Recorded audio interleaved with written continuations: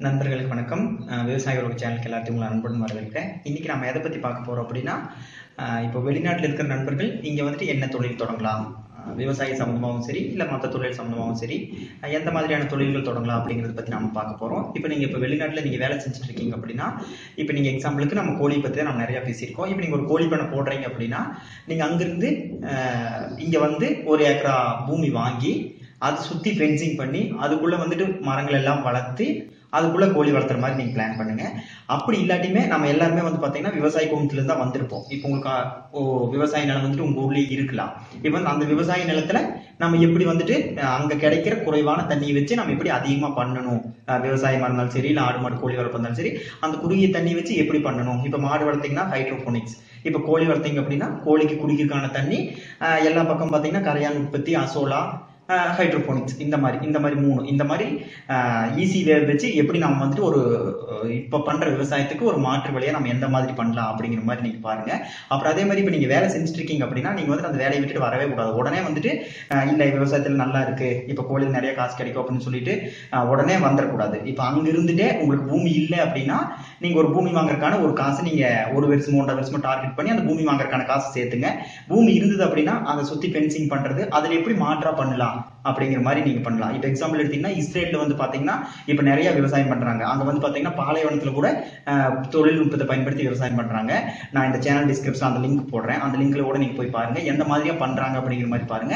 அந்த மாதிரி நம்ம விவசாயத்துக்கு மாற்றா நம்ம வந்துட்டு இந்த மாதிரி பிசினஸ் எல்லாமே பண்ணலாம். அப்புறம் அதே மாதிரி இப்ப நீங்க இங்க வர்றீங்க அப்படின்னா, இப்போ ஒரு கொஞ்சம் பணத்தோட நீங்க வர்றீங்க அப்படின்னா எடுத்ததுமே ஒரு 3 லட்சம் 4 லட்சத்துக்கு செட்டு போடுறது, ஒரு 1 லட்சத்துக்கு கோழி வாங்குறது, ஒரு 2 லட்சத்துக்கு ஃபென்சிங் போடுறது அப்படின்னு சொல்லிட்டு வந்துட்டு பண்ணவே பண்ணாதீங்க. அது ரொம்ப தப்பு.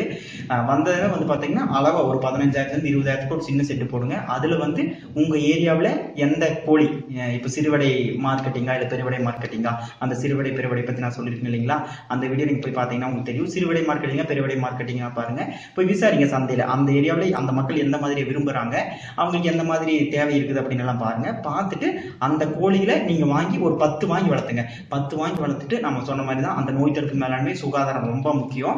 அதுக்கு வந்துட்டு இப்போ இந்த வெள்ளை கல்சல் நோய் வராம இருக்கிறதா இருந்தாலும் சரி இல்ல ரத்த கல்சல் நோய் வராம இருக்கிறது, கோழி சளி இந்த மாதிரி எல்லாமே வராம நீங்க பார்த்துக்கிட்டு பாத்தீங்கன்னா அந்த கோழி அப்படியே வளர்த்த ஆரம்பிக்கணும். இப்போ நீங்க ஒரு 10 கோழி வாங்கி 6 மாசத்துல நீங்க வளர்த்துறீங்க அப்படின்னா ஒரு 60-70 உருப்படி அதுல வந்துடும். அப்புறம் அதுல இருந்து அப்படியே பில்ட் பண்ணி வந்து பாத்தீங்கன்னா நீங்க ஒரு லெவலுக்கு அந்த கோழியை பத்தி அதை எங்க எப்படி முட்டை வைக்கும், அதை எப்படி அடை வைக்கிறது, எப்படி குஞ்சு பொறிக்க வைக்கிறது, எப்படி விற்கிறது அப்படிங்கிற மாதிரி எல்லாமே நீங்க வந்துட்டு அது பழகிக்கலாம் நண்பர்களே. அதனால வந்துட்டு நீங்க அங்கிருந்து வந்தீங்க அப்படின்னா ஒரு பிளான் போட்டு கரெக்டான அமௌண்ட்டை கரெக்டா நீங்க இங்க வந்து இம்ப்ளிமெண்ட் பண்ணி நீங்க ஒரு தொழில் தொடங்குற மாதிரி பாருங்க. ஏன்னா நம்ம எல்லாருமே விவசாய குடும்பத்துல தான் வந்திருக்கிறோம். ஸோ அந்த விவசாயம் சார்ந்தது உங்களுக்கு இன்ட்ரெஸ்ட் இருந்தது அப்படின்னா, விவசாயம் சார்ந்ததாக இருந்ததுன்னா நீங்க நான் கோழி பத்தி போட்டிருக்கிற வீடியோ எல்லாமே பாருங்க. அப்படி இல்லாட்டி என்னுடைய மெயில் ஐடிக்கு உங்களுக்கு என்ன சந்தேகங்கள் இருக்குதோ அதை கேளுங்க, நான் எனக்கு தெரிஞ்ச அளவு சொல்றேன். ஸோ ஒரு விவசாயம் இல்லாட்டி விவசாயத்துக்கு மாற்றான கோழி ஆடு மாடு வளர்ப்பு இந்த மாதிரி எல்லாமே நீங்க வெளிநாட்டுல இருந்து வர்றவங்க பண்ணலாம். நம்ம முன்னாடியே சொன்ன மாதிரி தாங்க, கரெக்டா எடுத்தேன் கவுத்தேன் பண்ண முடியாம ஸ்டெப் பை ஸ்டெப்பா அளவா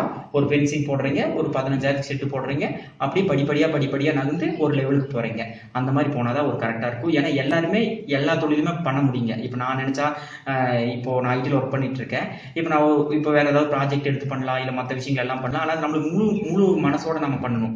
அந்த மாதிரி எல்லாருமே எல்லாமே பண்ணலாம், ஆனா எல்லாருமே எல்லா தொழிலும் சக்சஸ் பண்ண முடியாது. அதனால அந்த தொழிலில் இருக்கிற தொழில்நுட்பங்கள் அனலைஸ்மெண்ட், எப்படி விற்பனை, எப்படி சந்தை வாய்ப்பு, எப்படி நோய் இல்லாமல் வளர்த்துறது, அதோட சுகாதாரம் என்ன, அதோட மேலாண்மைகள் என்ன அப்படிங்கிறது எல்லாமே தெரிஞ்சுக்கிட்டு நீங்க அதுல வந்து பாத்தீங்கன்னா ஒரு 6-7 மந்த்ல பாத்தீங்கன்னா ஓரளவுக்கு நல்ல லெவலுக்கு வந்துடலாம். இதுதான் நான் உங்களுக்கு எல்லாருக்கும் சொல்ல விரும்புறது. மேலும் இந்த சேனல் உங்களுக்கு பிடிச்சிருந்த அப்படின்னா சப்ஸ்கிரைப் பண்ணுங்க. உங்களுக்கு என்ன சந்தேகங்கள் இருக்குது, எந்த மாதிரி உங்களுக்கு வீடியோக்கள் வேணும் அப்படின்னு சொல்லி கமெண்ட் பண்ணுங்க, லைக் பண்ணுங்க. நன்றி.